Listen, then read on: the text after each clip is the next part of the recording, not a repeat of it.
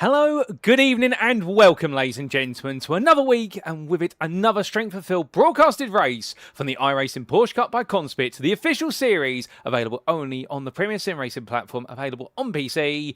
That is iRacing. We are back then for another dose of Porsche 992.2 GT3 Cup car racing action, and today, in the 2026 Season 1 calendar campaign, our fourth week of racing has seen us made our way all the way to Brazil for the Interlagos Grand Prix circuit. Known in full as the Autodromo Jose Carlos Pache in reference to local hero, this circuit has been with us for the best part of what has been 85 years. As opened in 1940, it has gradually evolved over its time, but regardless of how it's evolved into its current 2.67 mile layout, the one thing that stayed the same is the ability for the circuit to weave and wind its way through the local hilly terrain of Sao Paulo City, and with it, create a circuit which is absolutely draining on both driver and car alike. And so as our drivers take to the circuit today, it's going to be just as much a test of stamina over the course of approximately 25 minutes racing as it is going to be about their speed. But where are my manners? Allow me to welcome you all to this live broadcast from circuit side as you tune in right now on YouTube at Porsche Productions. This broadcast being brought to you live each and every week, and in the corner TV if you have myself, my name is Paul Walsh, and I'll be covering all your racing action as it unfolds. Now as we tune in to our 21:45 Greenwich Mean Time, that's GMT, or Universal Coordinate Time UTC, strength fulfilled top split race. In terms of our schedule for tonight, there's only one race on the schedule. It's 16 laps in duration, and it's due to get underway in approximately 4 minutes time at 5 to 10 this evening. So without further ado, let's make our way into the details. Let's bring you up to speed with the situation, and also we say a quick hello to all you guys and girls tuning in the YouTube chat, including none other there than Camshaft5934, who says, let's go, love me a strength fulfilled race, and I'm with you on that, Camshaft, so let's get into it. So we look to our schedule then.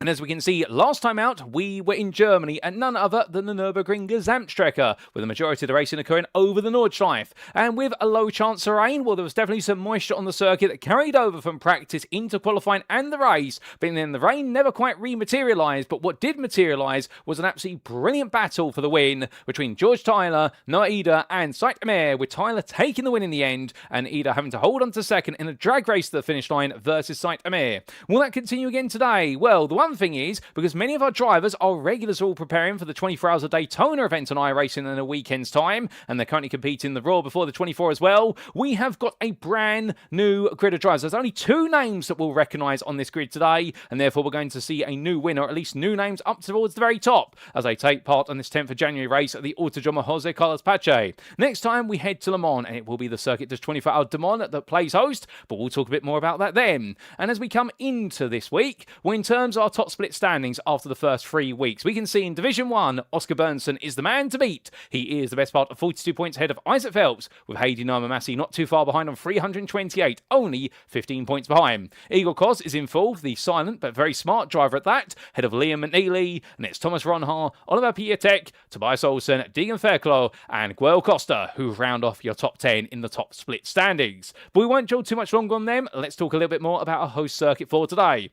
And as we can see, it is the Grand Prix layout of the Autodromo Jose Carlos Pache. Known more commonly as Interlagos in reference to the neighbourhood of Sao Paulo City, the capital city of Brazil, which it sits in. Well, this circuit spanning 2.67 miles or 4.3 kilometres in length consists of 15 turns, and they are steeped in motorsport in history. Where it be Juncal Corner at turn number 12 with the infamous Is That Glock moment, or the Senna S at turns 1 and 2 in reference to the local home hero, who it took him 7 Grand Prix here, I do believe, before he finally won in his home territory. And even then, it was with the absence of several gears in the gearbox, but hopefully we won't see any hardship like that for our drivers today as they sweep their way around this anti-clockwise circuit that goes with the flow and indeed has many a corner that's cambered or off camber, and that's where the technical details may catch out our drivers. And in terms of our rules before we go racing, we can't go racing without them. Setup-wise, this is the open setup version of the Porsche Cup series, while drivers bring a setup of their choosing to each and every session, where it be practice, qualifying or the race. In terms of the race, the grid shall be set via a closed qualifying session, which is currently ongoing and coming to its end,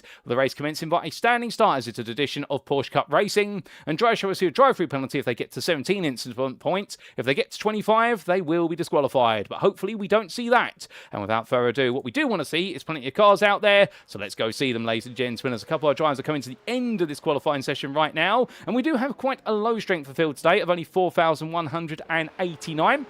However, that's to be expected given the fact that many of our big top split stars are practicing for what's the iRacing official events, but that opens up an opportunity to see new blood on the grid, and drivers who wouldn't normally perhaps get the chance to appear in the top split strength of field broadcast, well, they get the chance, and therefore this is the opportunity for the spotlight to be shone on them, and we always love to see familiar faces. And well, Jakob Olsen is one of them. We also do have Adrian Korinowski, who's here once again in the number 22 machine as he's parked up, but it's Olsen right now who is the final driver to try and put his final qualifying lap together, and he's not too far away from it here as he makes his way up the hill out Tsung Sao corner, and as he roars his way all the way towards the finish line. Well, he's currently in 18th place. Will he be able to move up? We will see very shortly, but as he heads around, well, there's no need for the tyre data today because it is dry conditions. We're not expecting any rain, but we'll very quickly show you the details of our driver's licenses there to give you an idea who are the best drivers out there, and it's Nikolai Melder in particular, your second place starter, as Olsen jumps up to fourth there. Well done to him for that last gasp jump all the way onto the second row of the grid. That's going to be one of the stories of the day,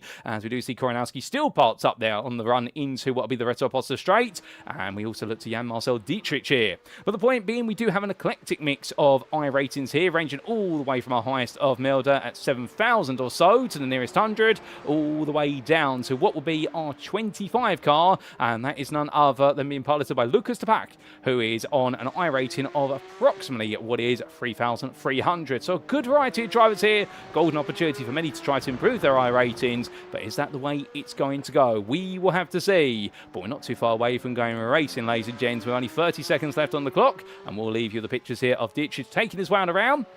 And we do have two drivers who've not set laps, one of which is Jerome Charvet, who has qualified with 2 laps, but they were both invalid, and Philip Grace, who has not taken to the circuit and is going to be starting at the very back of the field in the number 20. But the time is almost complete in this session, and as we do say hello there to Unicorn with Sprinkles, who says, we're drawn too late for my own session to watch this strength field race, so this better be good, and well, fingers crossed there, but glad to have you with us at Unicorn. But with that, ladies and gentlemen, it's time to head to the grid, and we also say hello there to Nick DeBeck. Good evening to you, Nick, and thank you to you for those wonderful graphics you put together for us. We always appreciate them. But as our drivers make the way to the grid, this is how they line up then for the Week 4 Strength of Field race in the 2026 Season 1 campaign of the iRacing Porsche Cup by CONSPIT. It is Oscar Bernson who takes pole position for Ice Cold Racing, powered by Maxim Racing. He'll be joined on the front row of the grid by Nikolai Melder. It'll be the battle of the Nordic drivers into turn 1. The IA SimSport trial then be followed up by Sandro Chialetti, ahead of none other than Jakob Olsen, who qualified 4th right at the death. And then it's going to be Joel McQuard, who starts 5th, ahead of Johnny Sundell. And then we do have starting 7th Amel Kenozanovic, ahead of none other than Tom Nordstrom. Jack Humble and Harrison Scott complete your top 10, and behind the two Britons, where it's going to be in 11th place there for the Finnish driver of Nicholas Vestman. Then we have Justin Hodge starting in 12th, ahead of Aaron Jones and Timothy Grossman, and then it will be an all-German row number 8 with Lucas Tapak and Igor Grenzel on that row, and behind the Ring Physio Sim Racing driver, it will then be Yannick Hilber and Simon Bamber for Effect Simulations. Good to see him on the grid. We then have Oscar Alvarez and Ivan Rybachenkov.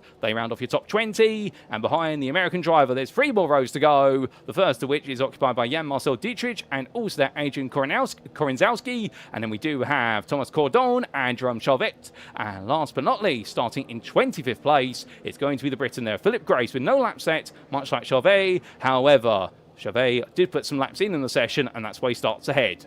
So with that, ladies and gentlemen, the grid is almost set, all drivers are in position, and in fact, we await the lights. It's 1, it's 2, it's 3, it's 4, it's 5 red lights. And drop the hammer, here we go, it's lights out, and away our drivers roar down towards turn number 1. 16 laps gets underway very quickly, and Oscar Bernson gets a decent start, but Nikolai Melder's right out the inside immediately. Full tilt there from the RAA driver, and everyone else makes the way through. But we look to the blimp camera there, and you can see all the field segueing their way into the centre S's. Everyone's safely on through the opening couple of quarters. Everyone being quite polite here as the race gets underway, but Nikolai Melder has taken the lead in this race as they now roar their way down the Retropolster Straight. We're coming a little bit closer to drivers here as they get ready to go onto the brakes. You can see Bernson going defensive versus Cialetti already. A Cialetti looking around the outside, and also meanwhile just playing patient there and putting a little bit of mental pressure on. Driver ran a little bit wide there. I believe that might have been a small trip for Jack Humble, but he's kept it just about on the road as they all head onwards. We've had a bit of drama further back. I believe there's a car off in the distance. That's Harrison Scott and Jan-Marcel Dietrich had a bit of coming together. We'll get a replay of that when we can. As meanwhile, this is almost 3 wide here coming through turns 6 and 7. That is going to be Simon Bamber trying to cause a queue there with Jerome Charvet and Cordon. Oh, goodness me, and Verstappen. Chavez gone sideways there. I suspect he might have been tapped on his adventure, but more on that shortly. But as we come back to the very front of the field, we can see Melder right now after what was a lightning quick start. Well, now it's one of the situations whereby Oscar Bernsson's having to provide a bit of rear guard in action here to try and make sure that the top two don't get swamped. They're not teammates, but understandably, I think they'd ideally just like to make it a story about them today if they can help it. But it's much easier said than done. Coming out of Jinsale Corner, meanwhile, with Tom Nordstrom in a very colourful red and blue machine right now, has Nicholas Westman right behind him. In fact, no, that is Jack Humble we're looking at there with the coloration, and Nordstrom is the ice-cold Racing Powered by Maxim racing car that's pursuing. As they make the way down onto the start-finish straight, it's line astern as they all come into turn number one for the second time asking, and Nikolai Melder is your leader, ahead of Bernson, followed by Cialetti. Then we have Olsen in fourth, ahead of Sundell. Then it's Kekanovic in sixth place, Emil Kekanovic ahead of Joel Marquardt, and then we do have Jack Humble, Tom Nordstrom and Nicholas Westman completing that top 10 with best of the rest driver Justin Hodge in 11th place. But look at the queue that's building, the split of the field starting to emerge, and immediately Nordstrom says, right, I'm not having any of this. He's going to try and outbrake Humble in towards turn number 4. That's not going to be easy there, and Humble on the outside line, he can carry all the speed. Further back, we saw a swap of places, and was a bit of fighting there. Igor Genzel ahead of Yannick Hilber, so that's moved Genzel up into 15th place, and then we see Oscar Alvarez watching on behind. But as all these drivers continue to make the way on through, the tyres are now almost up to temperature here, and understandably, I think we'll start to see the fighting really build. Everyone's been quite sensitive at the start of this race, but I suspect it's just simply because everyone knows this circuit very well and knows just how much you can push it right at the start versus where you have to back off. Whereas lap number 2, they'll now start to feel a bit more confident in themselves. And of course, everyone's still learning this new Porsche Cup car with the introduction of the ABS and traction control systems. And whilst many may have looked at it at first and thought, well, that's not right, we're adding electronics to the car, they've actually found over time that it's completely changed the nature of the beast, and having those electronics isn't always an easy thing to adapt to.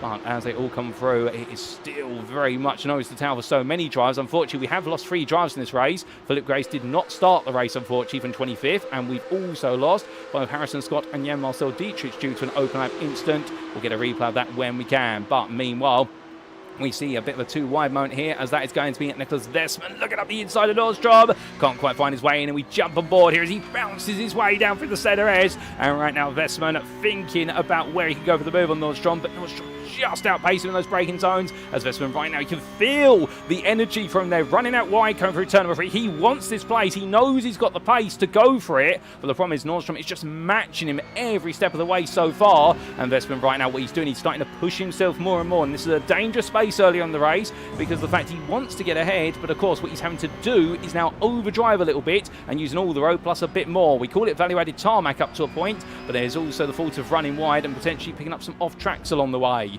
But we'll see whether that's going to be the way it happens as he stays behind. From there, we look a little bit further up the order, in fact down it in terms of the running positions, and we see Simon Bamber here all tucked in behind Oscar Alvarez. Alvarez making sure to keep him equal right now as the Spaniard keeps ahead of the Briton. And then we see Thomas Cordon just behind him, and Ivan Rebachenkov, who hasn't really made any progress in this race. He started 20th, and that's where he currently is. But as they continue to progress their way around, we take a trip back in time and look at what happened to Harrison Scott. So this was battling down in towards turn number 4. Bamber there going for a bit of a dive, and Scott made his way out of the corner, went wide, car bounced loose, hit the barrier, and sadly that collected Jan-Marcel Dietrich, and Dietrich had nowhere to go. This was the on-board from Dietrich when he made his way into the corner.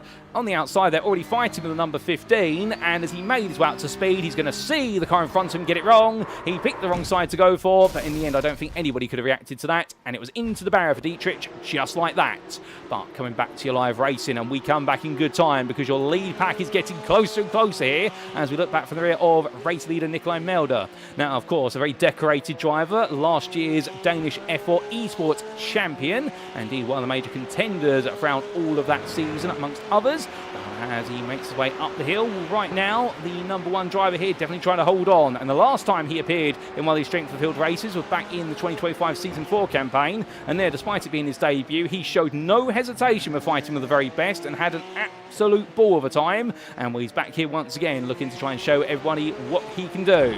Coming on through and up towards what will be turn number 10. Well, right now, the number 1 driver here holding on, but Bernson and Cialetti keeping him very much in their sights. And indeed, that long train of cars right now waiting for somebody to get it wrong. And something tells me Sandro Cialetti is seeing an opportunity on Burnson because he is getting abnormally close coming through the middle sector. But that might be a sign of setup in the car here. Indeed, some of our drivers have brought their own setups to the story. Others have gone to setup shops, and some have taken setups and then changed them around for their personal setting. But it's interesting to see how Cialetti is stronger in the dirty air in the middle sector compared to Burnson and Melder, who are quicker in what is the opening and also the final sector, where it's more about straight line speed. So it's a differences in setup there that could make a bit of a difference later on as we look a bit further back to Joel Marquardt, who right now chasing after Kekanovic, and well, he's at the back end of this lead pack of 7 cars, and Jack Humble would like to get there if he can, but I think it's going to be much easier said than done. Looking back to Ivan Rybachenkov here as he fights with not Oscar Alvarez. In fact, yes, it was Oscar Alvarez. Had a big slide loose there coming down for the center edge. He's lost out, and here comes Yannick Hilber looking around the outside as it's 2 by 2 there. Cordone and Alvarez in the foreground very shortly, and as they make the way off into the distance, it's coming on down here. It's not a formation up, I promise you that, as that's going to be Cordone at the inside of Alvarez, and Rybachenkov there. Well, he's going to try and make sure that Hilber does not get on through. Hilber looking to the other way round, and they'll go for the switchback there. We've also got a battle going on further up the field. We'll get back to that very shortly, ladies and gentlemen. But as Hilber makes his way around the outside there, Rybachenkov right now defending 2 wide as they come through 6 and 7. And in the end, well, I think Rybachenkov will have this one just about, as it's going to be Hilber battling him every step of the way, but he will have to back off. Meanwhile, coming back to your leaders, what's changed? Well, Sandro Cialetti has moved up into 2nd, Jakob Olsen's up into 3rd, and Oscar Burnson has been relegated downwards. And, well, in terms of how that all played out, here is a quick replay to explain. This happened only moments ago whilst we're focused on the battle further down. It was a run out of the Retroposta, and it was Burnson going wide there, and as a result, sliding loose. We'll see Cialetti immediately had the overspeed here to take this place, and you'll see Olsen behind him now on the right-hand side of your picture in the number 5, goes all in on the brakes. That was really do-or-die braking there for our number 5 driver. I think if he'd gone any later than that, he would have tapped the rear Cialetti and sent all 3 drivers around to the runoff area, but it didn't quite work out for him. So then what happened afterwards? We stay transfixed for this replay, and Burnson went deep there at turn 6, and it opened up the door for Olsen in towards turn number 8. Well, he saw the opportunity, he wasn't going to waste it, and he went all in immediately, but it was 2 wide down for Pinheiro corner. Burnson was not going to back off through that, and we could see behind Johnny Sundell just queuing up into the group, but in the end it was Olsen, after fighting through the best part of 5 quarters, that finally got it done come the exit of turn number 10. And with that, we come back to your live racing, and in good time as well, because the difficulties for Ice Cold Racing powered by Maxim Racing are not stopping right now, as Johnny Sundell has Emil Kekanovic right behind him, and Joel Marquardt is also there. And right now, the all-black machines are the 24 and the 13. They would love to take on the Ice Cold machines and put them under a little bit of pressure in terms of temperature. But it does seem as though right now that Sundell is keeping himself nice and cool here. And indeed, he is as cool as a cucumber under pressure, it would seem, as he roars his way down in towards turn number 12. But as they come towards the end of this lap, we are already coming towards the end of lap number 6. These laps are going very quickly, and just like that, they'll be at the halfway point in a couple of laps' time. There's also been a bit of fighting further down the order, and indeed Simon Bamber's had a bit of a difficult moment. I believe he's dropped all the way back to 15th place after an off-track, and well, he's now lost Lucas Tapak, who is further up the road, and Igor Genzel is trying to get closer. Well, speaking of getting close here, this is Thomas Cordon and also Oscar Alvarez fighting again. Alvarez coming from behind here and looking around the outside at 15 in the blue and yellow machine on the left of your picture. Meanwhile, Cordon defending on the inside on the right of your picture in the number 10. And Cordon here is going to try and extend that braking zone as much as possible. He does so. Does he overextend it? Yes, he does. Alvarez now switches back to the inside, but it's the outside for turn number 2. He runs out of road there. He's not forced wide. He just runs out of tarmac. And now Hilber and Rybachenkov are all going to try and get involved in this. But as we can see there, Cordon immediately pulls over to the inside, and well, it's going to be 2 by 2 here. Is it going to be 3 wide? Yes, it is. Under braking they go, and in the end, it's all the way around the outside. He goes to the double, does Oscar Alvarez, but he goes a bit too deep. And here comes Yannick Hilber. He is going to pick up the toe here, and as they make that hill, Rybachenkov now gets involved as well. They're constantly fighting. It's almost as if all 4 cars are on a yo-yo right now, being pulled back to a centre of mass right in between them. But Thomas Cordon is holding on like a hero right now, as you can see. see that Alvarez and Rybachenkov both trying to outdive each other to the inside of Hilbert, but they don't beat in there to the apex of turn number 8. But my goodness, what brilliant racing between them, and that has brought Adrian Korenzowski into this battle. So we're going to have a 5-way fight very shortly for 17th place, and well, this may be all the way down towards the back end of this group of drivers on the grid today, but I can tell you one thing, that for these guys right now, this will feel like the equivalent of a race win at the end of it, and they're loving it out there as Hilbert's looking up the inside of Jinsal corner. That's not going to work, but what is not working as well is Nikolai Milder's not able to break away as I head into turn number 1, because Cioletti's right behind him. Then you have to fight for 3rd all the way through to 14th place right now. This is a long line of cars that has been brought back together all because of Cioletti finding his way past Berntsen, Olsen doing the same. But whereas Melder and Cioletti have been able to break away, Jakob Olsen has now figured out the fact he hasn't actually got the pace to break away here, and he'll be hoping that the top two fight each other a bit more. But if you were Nikolai Melder and also Sandro Cioletti, I think you'd both be mutually thinking the same thing at the same time. It's not worth us fighting. We don't need another, what is 12 cars getting involved in the lead battle when they are 1.6 seconds clear, and at this rate they might just be able to gradually creep away. But meanwhile, coming back to that fight for 17th place, and right now Thomas Cordone still defending hard on the inside, but takes way too much apex curve at turn number 4. The car bouncing around there like a bouncy castle as they make the way out of the corner, and here comes Yannick Hilber around one side, but it's getting very scrappy as they head up the hill. There's more contact between us, going to send Cordone to the grass. Where does Yannick Hilber go in all this? He goes sliding sideways, Alvarez goes around the outside of him. My good lord, they all just about managed to avoid being in one big pile, and Ivan Rybachenkov comes out of it all in the light McQueen machine right now, saying to himself, "Ka-chow, I've just done something very impressive," because wow, my goodness, he's managed to avoid all that and he's gained all the place as a result of it. Well, he's the last man standing in that fight for now, but understandably Korenzowski's going to be looking at this and thinking, okay, can I get involved as well? Well, we'll see, because Cordone and Alvarez are right in the back of it. Yannick Hilber's a bit further back, but my goodness there, that was absolutely ferocious. Now back to the front. And a little bit of a breathing moment. Well, not going to get much of a breather there as Cioletti looks up the inside. And, well, my good lord, Nikolai Melder right now, he did not fall for it there. And our second place runner, as we ride on board the dashboard here of your number 3, he is really now starting to get hungry for this. And as we've got to the halfway point, we're now to the second half of the race, I think the idea is here that Sandro Cioletti feels as though he's got the advantage. He's got the pace. He's obviously got the slipstream, so that's going to give him a bit of an overspeed on the straights. But he thinks he can lead this race, and he can probably lead it and run away with it. That's why he's driving the way he is, and he's now starting to threaten. Obviously, all these drivers, they know their craft very well. That's why they're your top split drivers. And that's why they've made it into the strength of field race. They've got the experience, they've got the knowledge, they've got the idea. Sometimes you want to go for feints. You sometimes want to do these little jukes to the inside. Sometimes you want to make the guy in front think you're going for a lunge, only for you to not be close enough to make the lunge. But in return, Nikolai Melde will have all the knowledge as well to know when it's time to defend versus when it's a fake out. And that's what makes it so interesting. It becomes a game of minds as well as it is cars out on the circuit when they're running around an average lap speed of the best part of 100 miles an hour or so.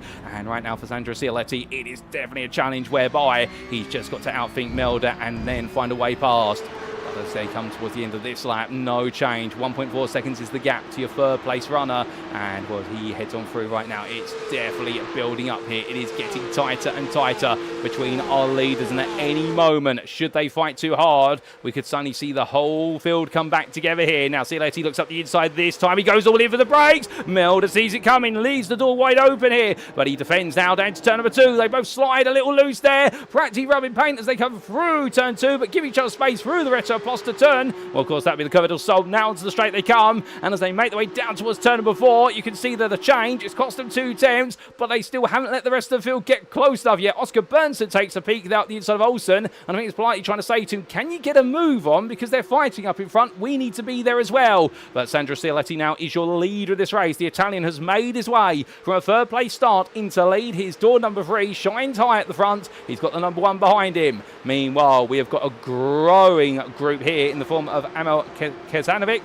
ahead of Joel McQuad and Humble and Nordstrom, with Vestman also getting involved, but you can see how they're all constantly closer and closer here. This is getting to the point of uncomfortable when they're all this close. But why are we talking about that? Well, it's a sign here that Kekanovic right now may not be feeling as comfortable at the head of this group, and he might be starting to feel a bit of worry as that's a look around the outside there from Marquardt. It's never going to work coming down from Bagulo corner on that angle. and that's the one thing that Kikanovic is able to do right now. He just simply acts as a bit of a rolling roadblock, but the problem is with this long line of cars that he has behind him, well, somebody's going to get impatient shortly, and in particular, I can imagine it'll be Marquardt in particular who'll be looking at this and thinking, right, you are now costing us time, I've got to pass you. We're coming through turn number 15 through Sabida de boxes and heading in towards lap number 11. Kikanovic goes the fence on the inside. Here comes the move then, looking around the outside is Marquardt. Can he get it done? Not quite, but he does break nice and early, so he's going to go for the switchback, and Kikanovic sees it coming, forces him to take the inside line now, a very condensed line, coming through turn number 2. They're too wide on the exit, going for the Curve del Sol. Now it's going to be Jack Humble who gets a little bit of a look on the inside here. Has he got the overspeed? You can see everyone's investing in Humble if they're coming up behind him. They make the wound down, and that's going to be Kikanovic on the inside defending as Humble tries to come through with him. It's going to be a deep run there from Marquardt. He's going to lose 1. He's going to lose 2. Is he going to lose 3 places at this point? I think he is. Or is he? No, not quite, as they make the way up the hill. He's only going to lose the 1 initially, and then the second as they come into turn number 6, because that will be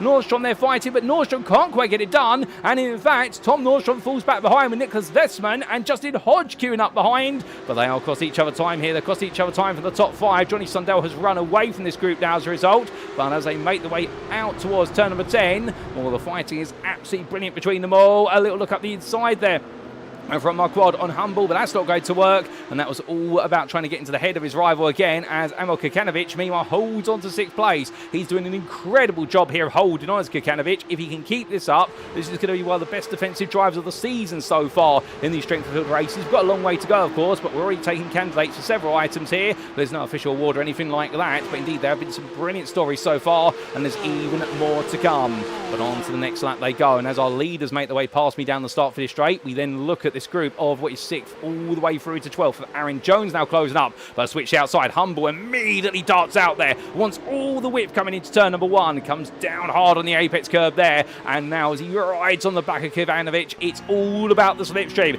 It's all about nailing that full throttle application. He wants this place. He feels that he's got the momentum. Kikanovic immediately ducks the inside there, heading down the retro poster. He knows what Humble's planning. Humble's now going to look around the outside. Can he make it happen? Goes hard onto the brakes. He's going to try and sweep it all the way around the outside. It's not enough. It's an off-camber corner, and he finds out the hard way that when you're on the outside there, you've got to back off unless you want to take a trip to the slowdown zone. So in the end, he has to back off, but that's going to bring now Marquardt close behind them, Nordstrom as well. And well, no change at the moment. There's a tiny tap to the rear there of Humble's car from Marquardt as they come through turn 7. They really are running bumper to bumper for that Aaron Jones here on the back of this. And right now, well, can he find a way to get involved even more? He's still in a very Christmassy themed car, although I think that's just the colours there. To be fair, my eyesight's very poor at that distance. But I can tell you one thing right now, he's looking for a late present here if he's got a Christmas themed livery on the car. And well, as he makes his way through turn number 10, Jones, well, he can confirm it's not a Christmas tree on the car there. That was my eyes deceiving me, but right now he's on the attack either way. We're on his way on down. Lucas Tipak is 1.5 seconds behind. You can see in the rear view picture with Timmy Grossman at the back of this group. He's had a very silent race. He'd like to get involved and have a little bit of noise added to his race if he can. But onwards they come. And towards the start finish straight, we have got another 4 laps to go. And in terms of your leaders, your top 3 right now are Cialetti, followed by Melda and Olsen. They are still together, as close as they were when we left them 4 laps ago. There's been no change. Oscar Bernson, meanwhile, is a little bit further behind. As meanwhile, the battle continues outside the top 5 in the fight for what is 7th place. Jack Humble having to go defensive there versus Marquardt, and John Marquardt right now, I think, has seen what Humble's tried to do and recognised that it hasn't worked for Humble. So now he wants a piece of humble pie, but it's not going to quite work out as they head down the rest of Poster Straight, and instead he's going to have to wait his turn. Aaron Jones was looking threateningly close there, coming into turn number 4 versus Hodge, but I don't think he's got the overspeed initially, but that's going to be a very good run up the hill now from Aaron Jones as he heads to the outside immediately. I think this is going to be a switch back to the inside. No, Jones decides to play it safe there, and well, I wonder if he's losing time behind Hodge slightly, and it's not to say Justin Hodge is a slouch by any means, but I think Jones right now, he's in the zone a little bit here,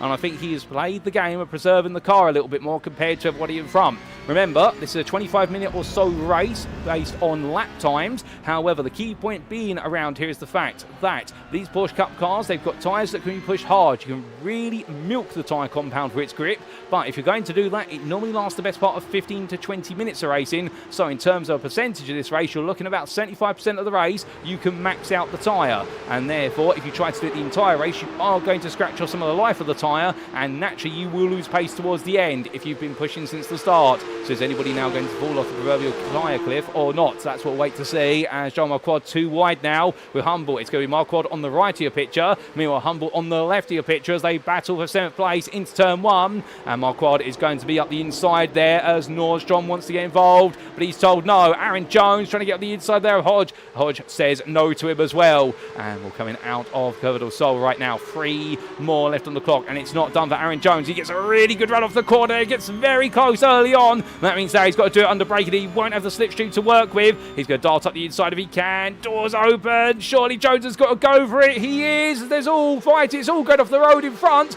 And meanwhile, that was Jean Marquardt and Nordstrom going side by side for a brief moment. And Tom Nordstrom ahead of Humble and Westman as Humble has fallen down in this group even further.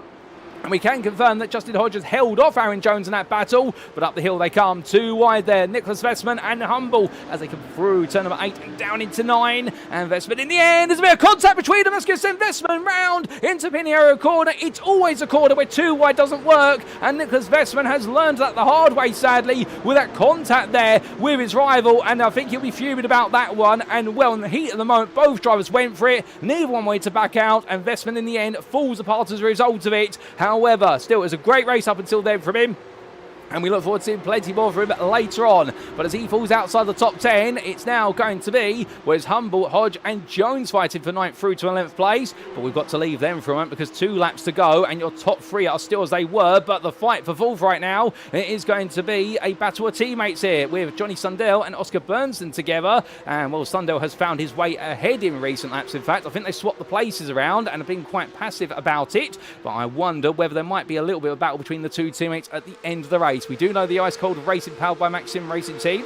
They do have a very friendly culture in amongst their drivers. They also encourage them to fight so long as they don't take each other off the road. And indeed, that's in line with the number 1 rule of motorsport, which is, we've had 2 rules of motorsport, I should say. Number 1 rule is beat your teammate. The number 2 rule is don't take your teammate out the race. And well, you never want to merge the 2 rules together where possible. As they make their way onwards. Meanwhile, Aaron Jones still fighting with Justin Hodge. They were like this on the previous lap, albeit Hodge managed to defend into turn number 6 on the inside, and Hodge is going to do that again on the inside. Comes with the apex there, and Jones had to back out. I think he was worried about contact there, was Aaron Jones, because Hodge did come off the apex quite aggressively. Not to be unfair, I do think that Justin Hodge did everything he could to take that inside line, and Jones had to be a little bit compliant there. Otherwise, I think the 2 would have traded a lot more pain. But as they come in towards turn number 10, that shows you them both driving on the limit, and that's what we love to see. But what we see here as we look back from our leader's car, well, the very colourful yellow and black machine of Sandro Chialetti as he heads up the hill. And right now, he's only got 1 more tour of the circuit to do in order to see this through.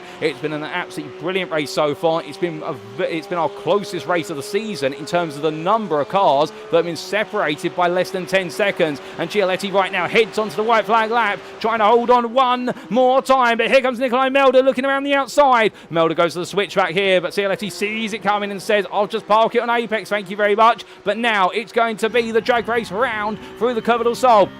We ride on board with your 3rd place runner here of Jakob Olsen, the man who started in 4th place, picked his way through, and he's watching this eagerly. As you can see there, Chialetti and Melder both on the inside. Melder now looks to the outside, hoping that he's compromised Chialetti's line. Meanwhile, Olsen gets a natural racing line here. Chialetti goes deep, he runs out wide. Here comes Melder, looking up the inside, and as they head up the hill, 2 wide, they roar their way in towards turn number 6 as they go side by side. Well, Chialetti right now defends hard, and as he does, it costs them both time. Also wants to try and give out. He wants to try and place his bets on the right horse here, and they make their way to the braking zone. Melder dives up the inside, and he's going to try and fight it all the way through in towards turn number 9, but Chialetti is right there. The Italian driver refuses to budge. He refuses to give an inch, and as they come into turn 10, he still holds on. Melder dives to the inside, but Chialetti sees it coming and just puts the car right in the way and says, if you do that, we're both out this race today. And as they come down the hill, it's absolutely firm but fair racing between these drivers. They're absolutely on the limit. Coming into Jinsao corner, Melder dives again. He goes all in on the brakes. They run past. He's giving drag race up the hill.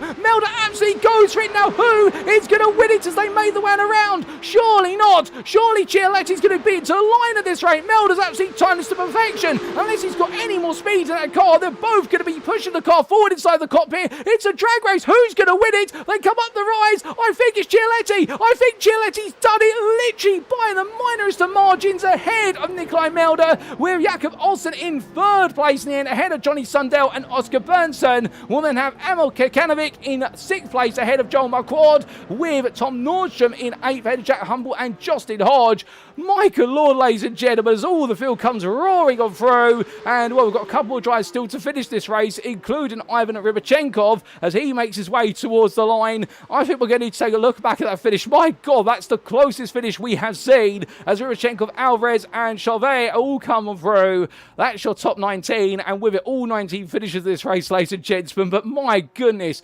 what an end to the race. That was absolutely incredible. We need to take a look back at that, and here we go. So this was the lead battle all the way to the end of its full glory, and Nikolai Melder went for the move initially. Started from turn number 4 with Chialetti going deep on the left-hander, and at this point it was too wide practically every step of the way. Jakob Olsen, to be fair, he watched this from behind. He would have been in the position knowing that if anything went wrong between him, he could seize on it. He thought he had it here. A tiny tap there, noticeably as well. Olsen on the back of Melder, whose car already was weaving because he tried to look for the move on the inside, but that little tap just pushed him a slight bit forward there, intriguingly. Chialetti defended it, and I think through Pinheiro, Melder backed off there to get the car back under control, but also constantly was hounding him to try and say to him, no, you need to keep going for this because I don't want to be caught up by the guys behind. But then suddenly it became a two-way battle, and Melder at this point went all in under braking versus what Chialetti, and at this point Chialetti left the door open, and well, Melder said, well, if you're going to leave it that wide open, I'm going to take it. Even if it's just enough for my car, I will be there. And as they roared their way through, the blimp camera here really gives you an idea of how much speed they were carrying between the two of them and how close they were. And to the line, on that outside line, Chialetti just, unfortunately, as he's just slightly obscured there. Can we see the checkered flag line from an alternative camera angle? I think we might be able to, because they made the way through. This is the only other camera angle we do have available. But you'll see Chialetti on the outside line. He had a longer circumference to drive through. He picked up more speed. And in the end, by the tiniest of margins, he was ahead by a nose just at the finish line there. And Jakob Olsen almost managed to steal second place from Melder. But what a conclusion to this race, ladies and gentlemen. You can't make it up. That is true Porsche Cup racing in the CONSPIT series as we come back to your live circuit side pictures. Whew, I'm going to need a bit of a breather after that one. Well, thankfully, here are the race results subject to any steward's inquiries. And as we can see, after an absolutely brilliant 16-lap showdown here at Interlagos for the Week 4 Strength for Field race in the 2026 Season 1 iRacing Official Porsche Cup by CONSPIT, it was Sandro Chialetti who finished off as your winner by the tightest margin we have seen so far in the history of the Strength for Field broadcast for the Porsche Cup Series by 21 thousandths over Nikolai Melder for RAA Simsport. I swear it was closer than that, ladies and gentlemen, but we'll believe the timing lines. Jakob Olsen in the end in third, and what a drive from the Arashi Racing Team driver to make his way into that position, but he couldn't quite find a way into the top two right at the end. Ice Cold Racing, powered by Maxim Racing, finished 4th and 5th in the form of Johnny Sundell and Oscar Bernson, who we say hello to in the YouTube chat there, who says his tyres died towards the end of the race, and that's unfortunate. But Oscar, great to see you in the top 5 and giving it your all as always, good sir. And behind the two Swedes, it was the Austrian driver of Emil Kekanovic. Then we saw Joel Marquardt finish in 7th place. The German driver really enjoying a lot of battling with Kekanovic, and also with Tom Nordstrom, who finished in 8th for Ice Cold Racing, powered by Maxim Racing, and also the two privateers of Jack Humble and Justin Hodge. Speaking of them, Jack Humble, as the race went on, his tyres started to go away and he started to fall away, but he held on just enough to force Hodge to take 10th. But Hodge enjoyed a great battle with Aaron Jones, who finished 11th, with Lucas Tapak in 12th place behind, and it was his fellow countryman from Germany of Timothy Grossman who finished 13th in a bit of a lonely race. Nicholas Vestman finished in 14th with a late incident costing him through Pinheiro corner, and then Simon Bamber finished 15th for Effect Simulations, and after a good start it didn't quite go far enough forward. Igor Genzel finished in 16th for Ring Physiat Sim Racing, ahead of Ivan Rybachenkov, who enjoyed some fantastic battling early on, it must be said, and then Oscar Alvarez finished in 18th ahead of Jerome Chauvet, who rounded off your lead lap finishers in 19th. Adrian Korendowski finished in 20th, 3 laps down, but as classified. And we also did see retirement, sadly, for Yannick Hilber, also Thomas Cordon, Jan-Marcel Dietrich, and Harrison Scott, and unfortunately a non-start for Philip Grace. So with that, 25 starters, ladies and gentlemen, and a grand total of 20 finishers, of which 19 on the lead lap. And that brings our racing to a close. But a huge congratulations to our top 3 of Sandro Chialetti, who takes his first Strength for Field race win of the season, ahead of Nikolai Melder and Jakob Olsen. And with that, just before we get ready to wrap up, let's tell you a little bit about our title sponsor for this series, and that is none other than CONSPIT. If you are looking to take your sim racing to the next level, then why not consider CONSPIT? As the pro driver's choice of sim racing hardware, CONSPIT offers one of the most comprehensive lines of hardware products to sim racers around the world. Whether you're in the market for wheelbases, steering wheels, pedals, peripherals, or rigs, CONSPIT's extensive experience in the motorsport industry means every one of their products is fine-tuned for success at the highest level. But do not just take our word for it. We're brand ambassadors including 2022 Grand Prix Macau GT Cup champion Luo Kaliu, 2022 Porsche Carrera Cup Asia champion Liu Ye, 2022 Chinese Touring Car Championship champion Rodolfo Avila, and 2023 GT World Challenge Asia GT3 Cup champions Climax Racing. You shall be in pole position for victory when you invest in CONSPIT's hardware. If you'd like to know more, be sure to head to conspit.com today.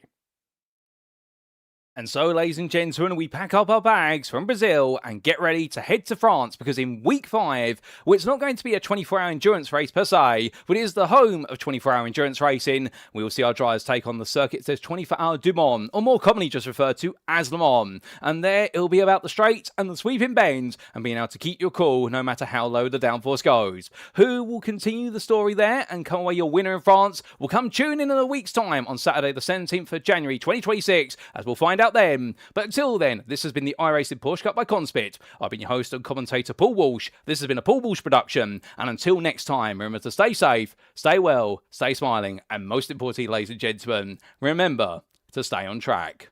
Good night.